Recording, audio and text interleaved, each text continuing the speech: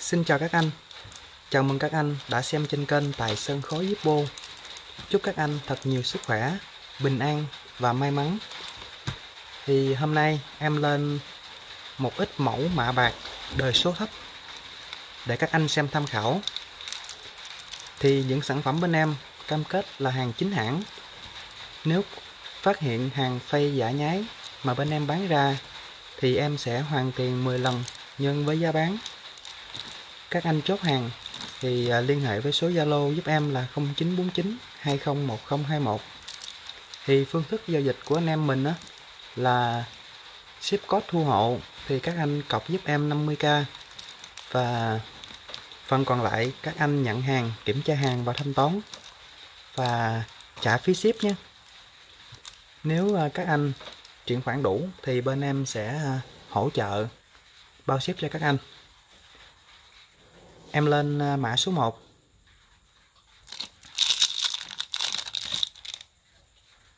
Mẫu số 1 là một mẫu lắc kê bạc nha các anh.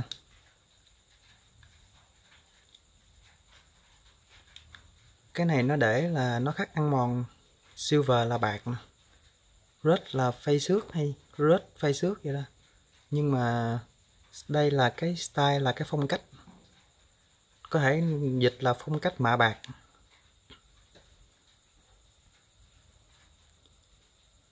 Mặt trước thì có khắc, thì mặt sau thì trơn nha các anh.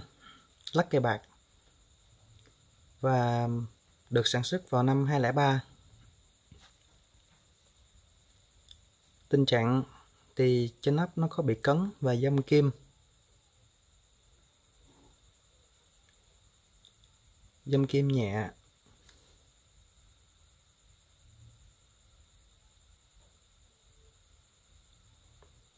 Một đáy thì chỉ có một vết nhỏ ở đây nè, vết dâm kim.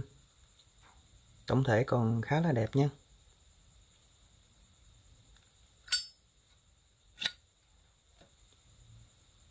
Sử dụng ruột 202/15.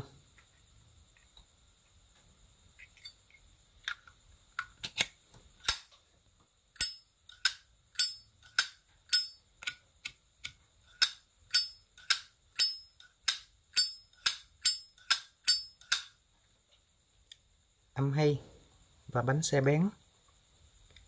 Và mã số 1 có giá là 400.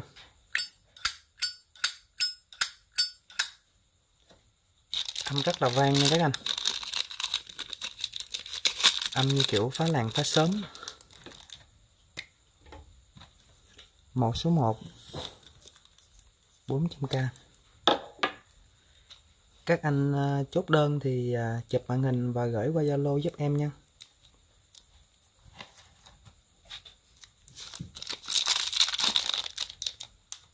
Mã số 2 là một mẫu mạ bạc. Mặt sau thì có phôi pha lớp keo. Mặt trước là chủ đề Windy, cô gái mồi thuốc. Và đây thì nó có phôi pha cái lớp sơn.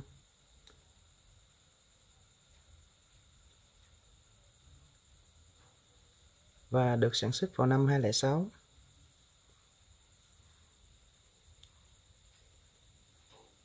Tình trạng thì ở trên nắp nó có bị một cái vết xước kim.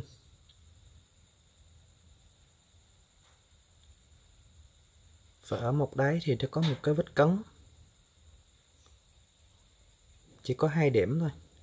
Ngoài ra thì tổng thể còn cũng khá là đẹp.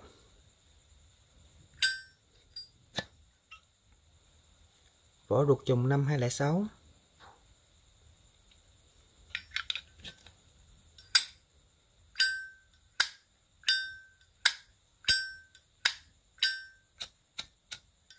Âm hay và bánh xe bén. Và mẫu này có giá là 400k luôn nha các anh.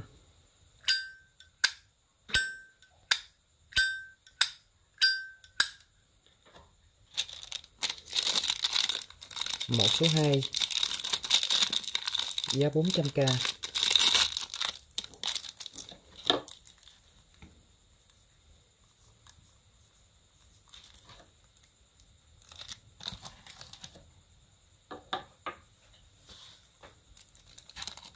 Và mẫu tiếp theo là một mẫu mạ bạc vân caro 2 mặt.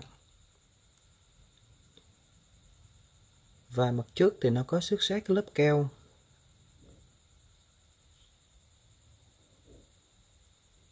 Mặt sau cũng có nhưng mà rất là ít nha.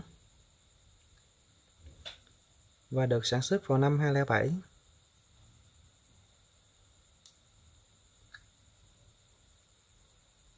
Tình trạng là trên nắp có bị vết cấn.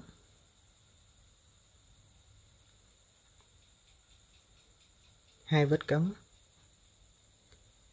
Vết cấn cũng không sâu nha các anh.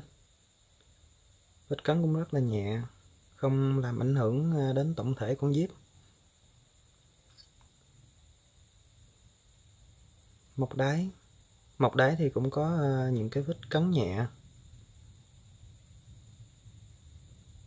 Và đây.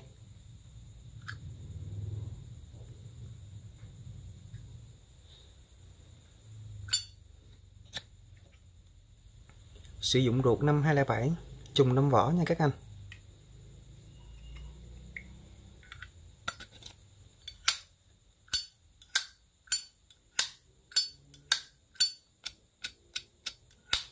Bánh xe bén và âm cũng không được thanh hơn hai con trước, nhưng cũng đủ gọi là âm thanh cho các anh mê tín đồ chơi âm thanh. Và mẫu số 4, mẫu số 3. Mẫu số 3 cũng có giá là 400 nha các anh. Mẫu số 3 giá 400. Em lên mẫu tiếp theo. Mẫu tiếp theo là một mẫu kiểu này giống như là mình gọi là sao khuya xanh. Nó mạ một cái lớp sao khuya bóng nha các anh. Mặt trước là cái chủ đề về Zippo.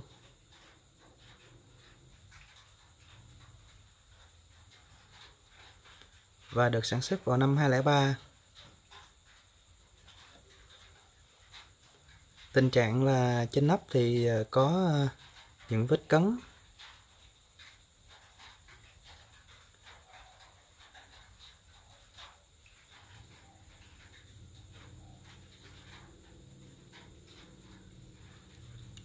Và một đáy cũng có những cái vết cấn nữa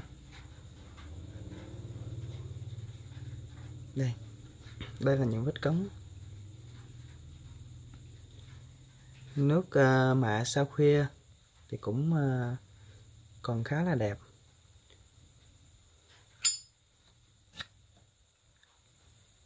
Sử dụng ruột 203, trùng 5 vỏ.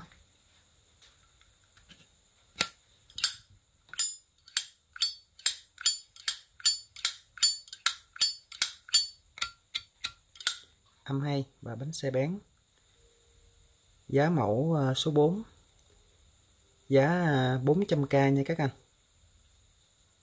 Đời 203.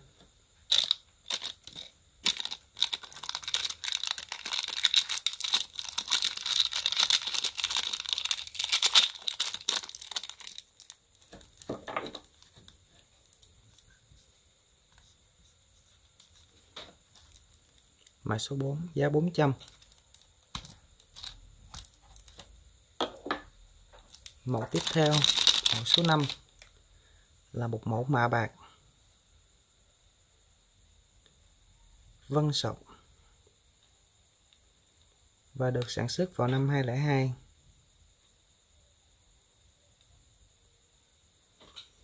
Phía mặt trước thì nó có xước sát cái lớp keo. Và tổng thể thì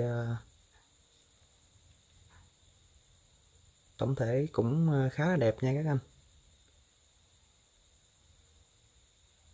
Chưa thấy vết dâm kim hay là vết cấn nào hết.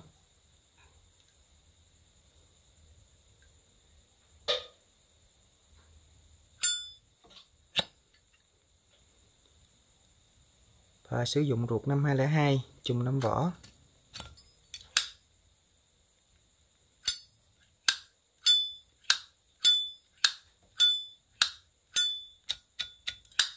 âm vang, chuông chùa.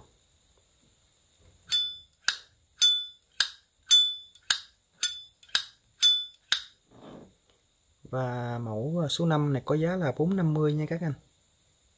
Mẫu số 5 giá 450, âm vang, mạ bạc, 2 mặt, chủ đề vân sọc đứng nha các anh. Số 5 giá 450.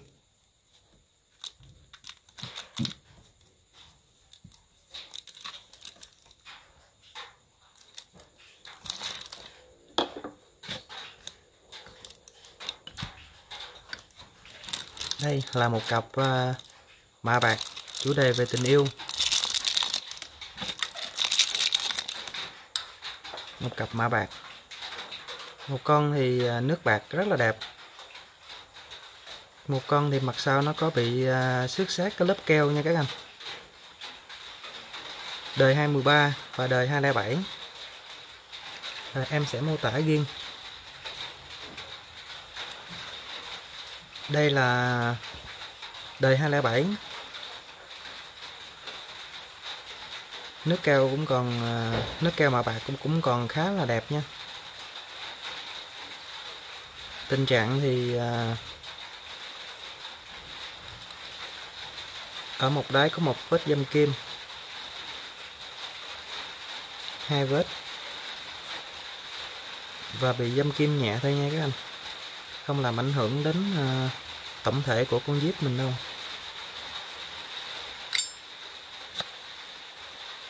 Và sử dụng ruột 207 chùm 5 vỏ.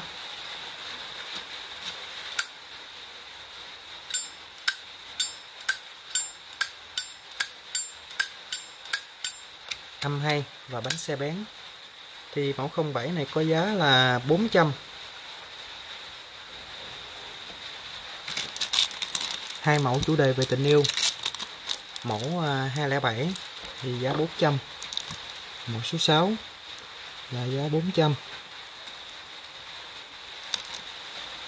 Và mẫu số 7 thì chắc có lẽ là các anh nếu đã xem trên kênh của em, xem những cái video trước thì cũng đã biết con này giá bao nhiêu rồi. Thì giá của nó cũng vẫn vậy. Giá của nó là 350. Sử dụng ruột năm 213 chùm 5 vỏ. Em cũng sẽ mô tả lại để các anh mới vào có thể là theo dõi kênh của em thì để biết được tổng thể của con Jeep.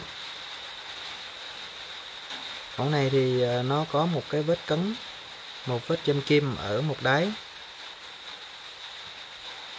2 vết ở gốc. Thì tổng thể của nó cũng còn khá là hoàn hảo, nhưng do cái vết keo mạ bạc nó có xước sát. Nếu mà đánh cái lớp keo này ra cũng vẫn được nha các anh, nhưng mà mình đánh ra thì nó sẽ ra cái lớp niken sẽ sáng hơn. Nhưng em để nguyên bản như thế này. Nếu mà các anh có chốt và muốn đánh cái lớp keo này ra thì em sẽ spa lại để cái lớp keo này sẽ đánh bay cái lớp keo này ra lớp niken nha các anh. Thì mẫu này có giá là 350. Mẫu số 7.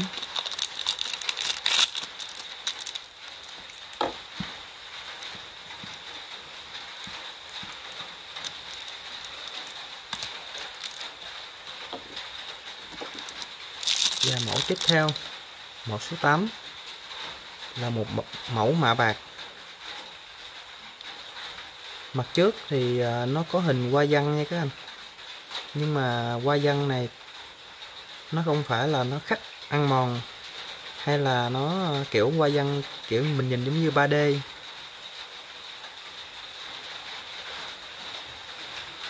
Không phải là khắc ăn mòn hay là hấp sơn hay là sơn hấp nhiệt gì hết nhé. Mặt sau thì nó trơn.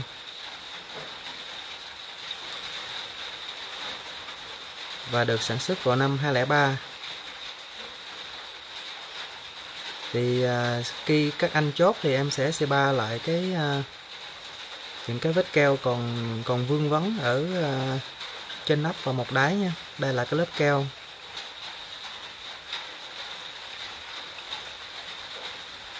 Thì tình trạng của mẫu hoa văn ở trên nắp thì nó có một cái vết găm kim.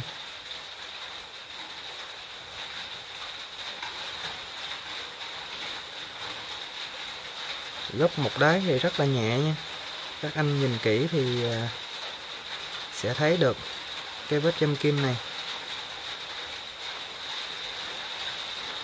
Ngoài ra thì tổng thể cũng còn khá là đẹp.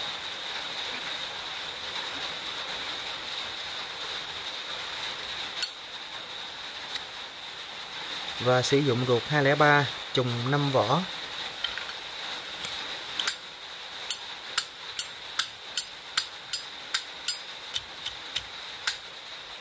Thật ra là em đã thay chốt bản lề lại để kín kít hơn.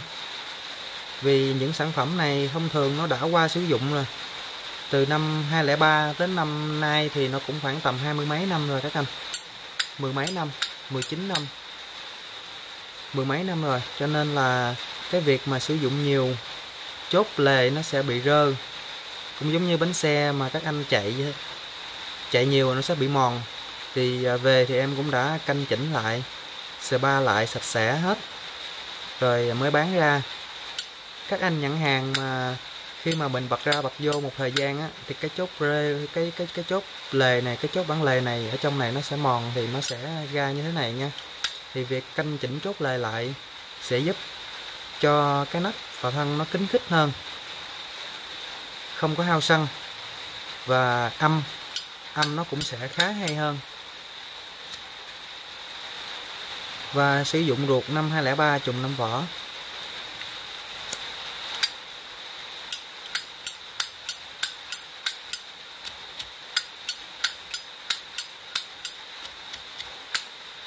Và mẫu số 3, mẫu số 8 này cũng có giá là 400k.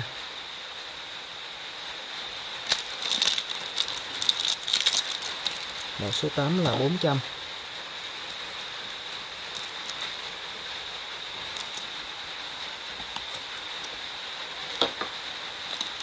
Mẫu tiếp theo là một mẫu hoa văn mạ bạc.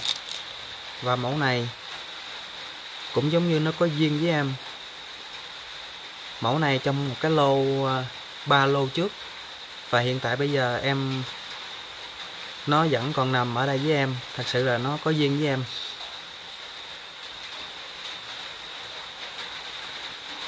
Đây là mẫu hoa văn mạ bạc. Nước mạ bạc thì lớp keo mạ bạc nó cũng vẫn còn nguyên rất là đẹp nha các anh. Tình trạng thì nó không có bị dăm kim, không bị cấn mớp gì hết. Tình trạng hoàn hảo cho một mẫu mạ bạc.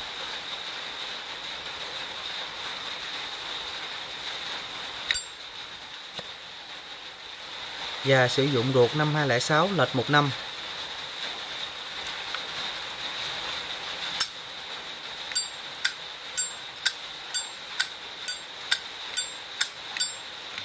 Âm hay và bánh xe bén.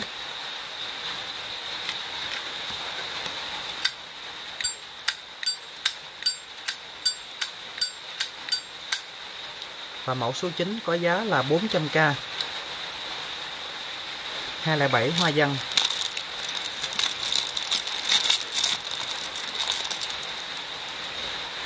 Mẫu số 9 giá 400.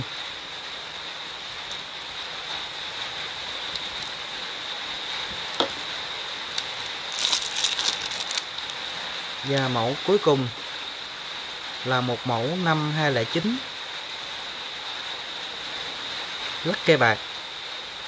Mặt trước là không có chủ đề nhé anh. Nhìn nó mờ mờ với hình của cô gái đeo kiếng, ảo ảo, mờ mờ ảo ảo. Và mặt sau là có khắc ăn mòn axit 05. Và nếu là ai mà con số 05 là con số phong thủy của mình thì nên chốt về nha các anh. Và phía trước là hình của một cô gái đang mang kiếm, được sản xuất vào năm 2009. Tình trạng thì trên nắp có một cái vết kim nhỏ nè.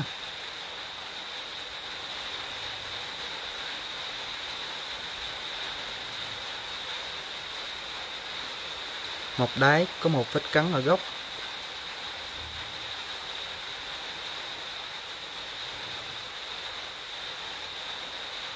Mặt sau thì nó có bị một cái vết cắn lõm khá là nhẹ. Khi các anh nghiêng con dép thì các anh mới thấy.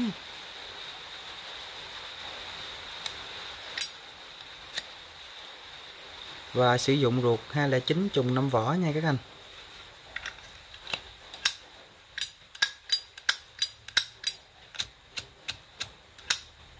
Và mẫu cuối cùng, mẫu số 10 có giá là 350.